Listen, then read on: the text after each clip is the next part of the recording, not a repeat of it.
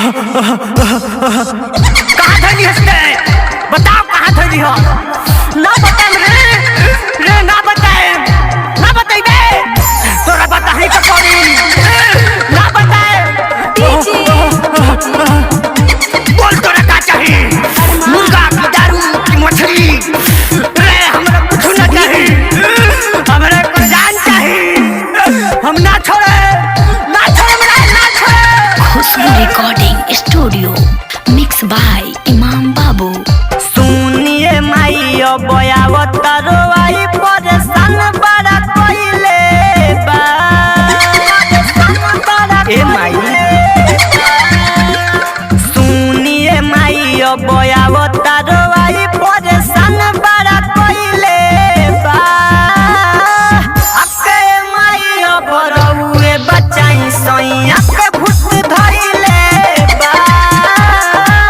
अके माई बरौए बचाई सैया के भूत धइले बा ना छोड़े बोल तोरा का चाहिए मुर्गा चाहिए कि मछली चाहिए बोल तोरा का चाहिए बोल फूल के जौन चाहिए तौन तोरा के दियाई लेकिन एकरा के छोड़ दे ना छोड़े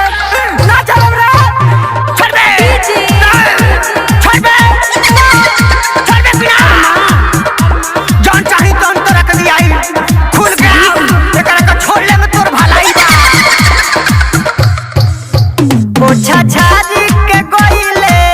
हारी हो पूछी माई एगो बेटी के लाचारी हो रउआ कौन उपैयाला गाइना हमरा सैया के कसहु बचाइना ओछा छारी के कोइले हारी हो माई बुझी एगो बेटी के लाचारी हो रउआ कौन उपैयाला गाइना हमरा सैया के कसहु बचाइना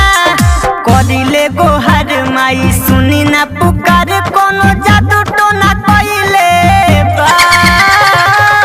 अके माई बरौए बचाई सैया के भूत धइले बा अके माई बरौए बचाई सैया के भूत धइले बा बोल ते कहाँ धइली हो बोल बताओ कहाँ धइली हो पूछे तरह से कहाँ गइला बोल एकरा का हम तीर मोहानी पे धइले बानी तो धइले बारिश तो ठीक बा लेकिन अपन पूजा ले ले और छोड़ दे जय काली कलकत्ते वाली तेरा बच्चन न जाए खाली छू अब छोड़ दे रे अब छोड़ दे हमरा को मत मार जाए दे जातनी